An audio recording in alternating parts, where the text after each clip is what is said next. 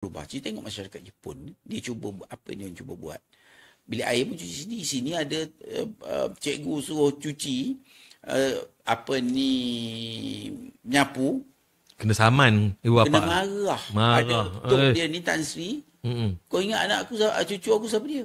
Hamba. Hamba. Ini jadi benda inilah yang kita takut. Jadi kita kena mendidik diri kita. Antaranya jangan sekali-kali angkuh. Pasal sebesar zarah pun kita tidak akan berjumpa syurga jika kita angkuh. Jadi nak terima macam mana? Pasal kita dah mendidik diri kita untuk tidak menerima.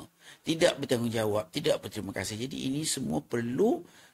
Yang paling mudah tadi, yang balik cerita tadi, perlu ada kunci. Ikutlah, gantunglah. Jadi kalau gelap macam mana, pun raba-raba sampai kat kunci tu. Ni raba-raba, dia benda ni, dia kena ingat ya. Maknanya kadang-kadang perubahan sedikit. Tapi, dia jadi sesat. Kesannya besar. Kita 1 degree, kita lari daripada kiblat, tak sampai dia kira 100 km. Cuba bayangkan. 100 km. Jadi itu dalam amalan. Tapi kita dalam kehidupan kita hari-hari, kita kena memahamkan konsep itu. Maknanya kita kena buat pembetulan. Kita kena ada keinsafan.